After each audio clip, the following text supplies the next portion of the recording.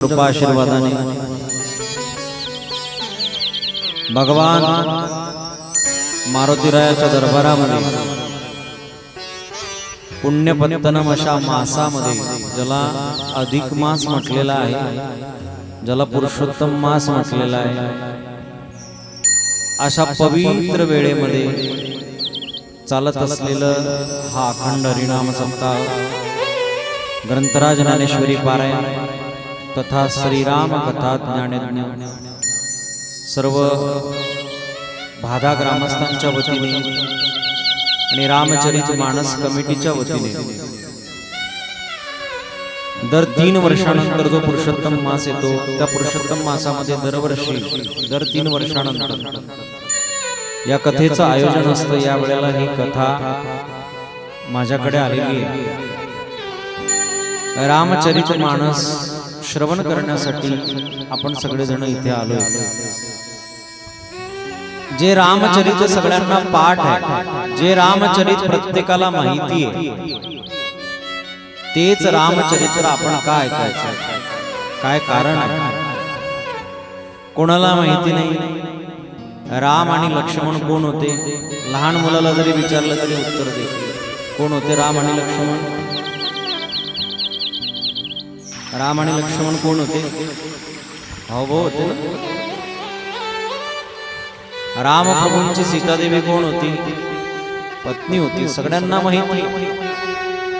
आणि रावण कोण होता? मित्र होता ना।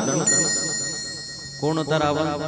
शत्रू होता। सगळ्यांना रामायण माहिती आहे, पण तरी सुद्धा रामचरित मानस का ऐकायचं याचं उत्तर असं आहे, माणसाला माणूस बनवण्याची कथा जर कुठली असेल तर ती रामचरित मानस आहे।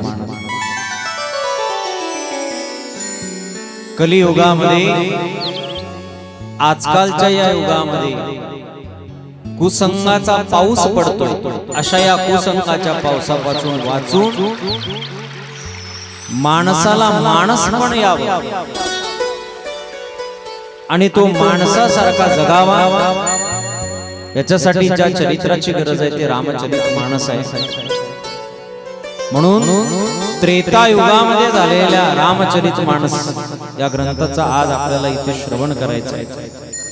कसा असतो भाऊ, कसा असतो मित्र, कसा असतो शत्रू, कशी असते पत्नी, या प्रत्येक भूमिकेमधून आपणही जाणार आहोत किंवा गेलेलो आहोत, तर कशा पद्धतीने आपण ही भूमिका निभावल्या पाहिजे याचं यथार्थ वर्णन ज्या ग्रंथामध्ये आहे ते रामचरित मानस।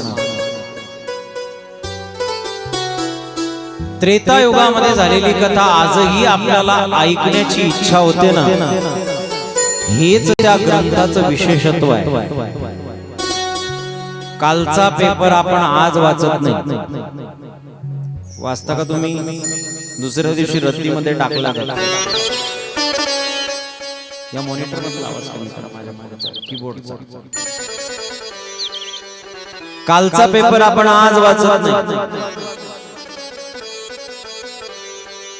मागच्या सप्ताहातलं साप्ताहिक आपण या सप्ताहामध्ये वाचत, मागच्या महिन्यातलं मासिक आपण या महिन्यामध्ये वाचत नाही। पण त्रेता युगामध्ये झालेलं रामचरित मानस आपण का आज वाचतो याचं उत्तर असं आहे मायबाप, की ज्याला मानव बनायचं असेल, ज्याला माणूस म्हणून जगायचं असेल, त्याला या ग्रंथाची अत्यंत गरज आहे। दाम्पत्य जीवनाची अनन्यता जो ग्रंथ शिकवतोय तो ग्रंथ म्हणजे रामचरित मानस आहे। आणि हे रामचरित मानस आपलं मानस पवित्र करण्याचं साधन आहे। आजकाल बाहेरून धुण्यासाठी अनेक प्रकारचे प्रोडक्ट आले, जसं की केस धुण्यासाठी वेगळा शॅम्पू आहे, चेहरा धुवायला वेगळं फेस वॉश आहे, दात घासण्यासाठी वेगळी पेस्ट आहे, आंघोळ करण्यासाठी, शरीराला लावण्यासाठी वेगवेगळ्या क्वालिटीचे, वेगवेगळ्या पैशाचे, वेगवेगळ्या किमतीचे साबण आहेत। पण मन धुण्यासाठी जगाच्या पाठीवर कुठलंही साधन नाहीये, आणि ते मन पवित्र करण्यासाठी आणि मन धुण्यासाठी सगळ्यात सुलभ साधन जर कुठलं असेल तर ते रामचरित मानस आहे। म्हणून आजही या ग्रंथाची आपल्याला प्रत्येकाला आतुरता असते। सरकारला सुद्धा हे कळालं होतं की रामचरित मानस लावल्याशिवाय माणसं घरात बसणार नाहीत, म्हणून कोविडच्या काळामध्ये जुनं झालेलं रामायण प्रत्येक चॅनलवर त्यांनी टेलिकास्ट केलं, कारण त्यांना माहिती आहे हे रामायण त्यांना घरात बसू शकतं।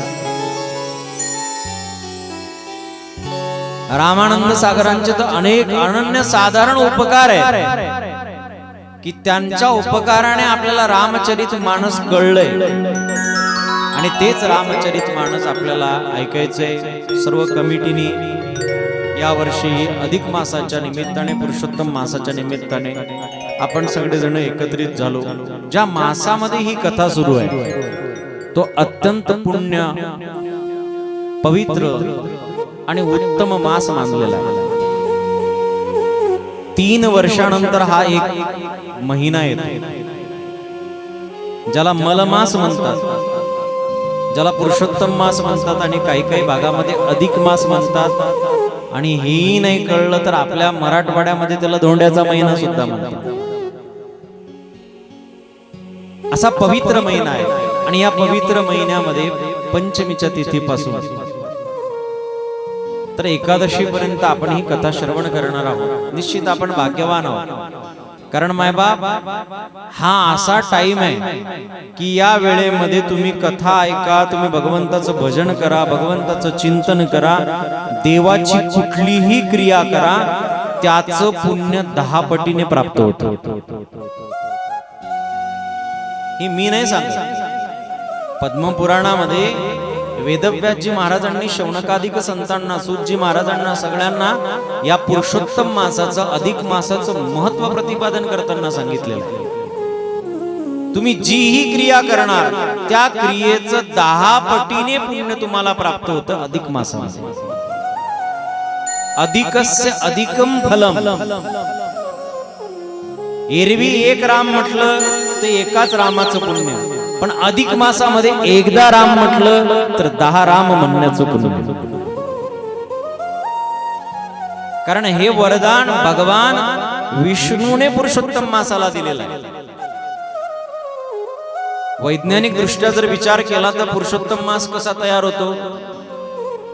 सूर्याच्या भोवती चंद्राला फिरत असताना प्रत्येक वर्षाचे 11 दिवस शिल्लक राहतात।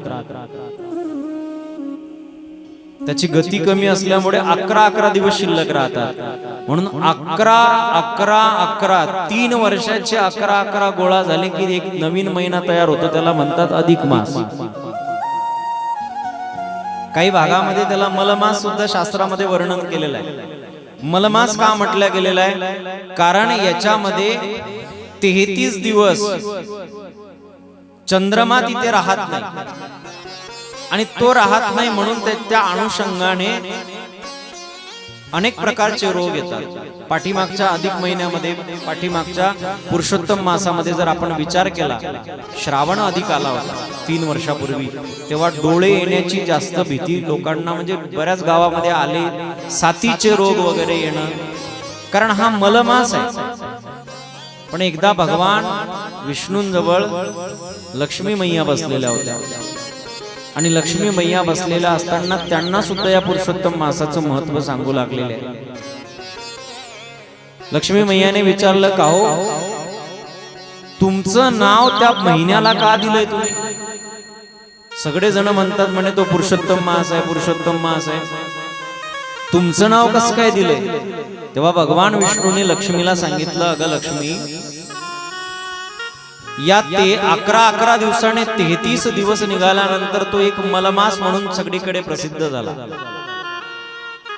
आणि तो प्रसिद्ध झाल्यानंतर तो माझ्याकडे रडत रडत आला, देवा मी काय वाईट केलंय? ही सूर्याची गती, चंद्राच्या गतीच्या अनुषंगाने हे दिवस वाया बाजूला निघालेत, आणि तो मास माझ्या नावाला भेटला, मी कोणती चुकी केली प्रभू? असं माझ्या जीवनामध्ये काय वाईट घडलं की लोक याच्यामध्ये नवीन काहीच करत नाही, नवीन घर बांधत नाहीत, नवीन काही बंगला घेत नाहीत, नवीन गाडी घेत नाहीत, काहीच नवीन नाही, लग्न लावत नाही, कुठलं चांगलं कार्य करत नाही। मी असं काय वाईट केले? भगवान विष्णू म्हटले तू वाईट नाही केलं, तुझ्या याच्यात लोक चांगलं जरी नसतील करत तरी मी तुला एक वरदान देतो, तू रडू नको. कारण भगवंताकडे जोही भक्त आपलं अंतःकरण गदगदित करून जातो, भगवंत त्याला कधी निराश करत नाही. म्हणून तर त्याला देव म्हणतात, जो देणाऱ्याच्या यादीमध्ये 1 नंबरला आहे.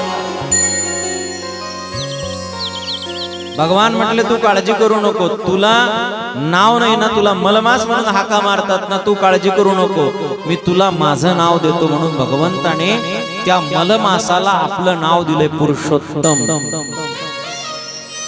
विष्णू सहस्रनामामध्ये सुद्धा पुरुषोत्तम हे एक नाव आहे भगवंताचं.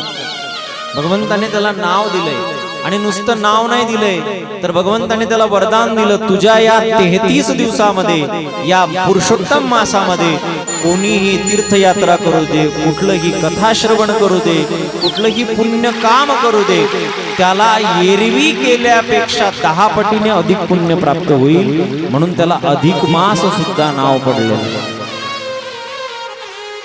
अधिकस्य अधिकम फलम्.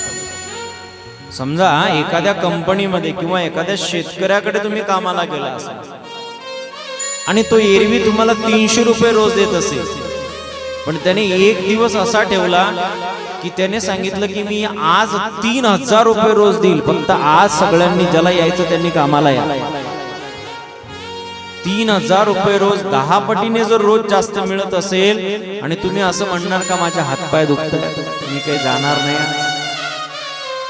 ज्याला 10 पटीने जास्त पुण्य मिळत असेल तो काय म्हणेल, जरी हातपाय दुखत असतील तरी पेन किलर खाऊन जाऊ, कारण 10 दिवसाचे पैसे एकाच दिवसात मिळणार आहेत. याच्यासाठी आपल्याला 10 दिवस राबावं लागणार आहे. एखाद्याला जर तब्येत खराब असेल तर तो इंजेक्शन घेऊन जाईल, गोळ्या घेऊन जाईल, पण तरी तो म्हणेल नाही आजचा दिवस सोडायचा नाही, कारण आपल्याला 10 पटीने जास्त पैसा मिळणार आहे.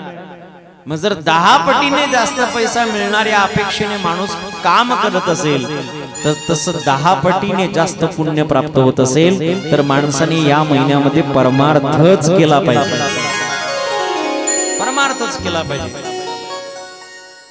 एकदा भगवंताची भजन करणं आणि त्याचं 10 पटीने पुण्य प्राप्त होणं. म्हणून या पुरुषोत्तम मासामध्ये अत्यंत महत्वाच्या काही क्रिया आहेत. जाळीदार पदार्थ भगवंताला अर्पण केले पाहिजे, दान केलं पाहिजे. जसं की अनारसे, बतासे, तेही 33 या संख्येमध्ये केले पाहिजे. का? कारण रोजच्या रोज आपण देवाला दान नाही देऊ शकत. मग एकदाच 33 केले म्हणजे प्रत्येक दिवसाचं दान त्याच्यामध्ये आलं. सप्तधान्य असेल, भगवंताला नैवेद्य असेल, अशा अनेक गोष्टीचं दान धर्म या महिन्यामध्ये करायला सांगितलेला आहे. आणि म्हणूनच मला वाटतं की भाद्याच्या या सगळ्या तुमच्या ग्रामस्थांनी या महिन्यामध्ये पाठीमागच्या 1.5 महिन्यापूर्वीच कथा झाली, 1च महिना झाला वाटतं.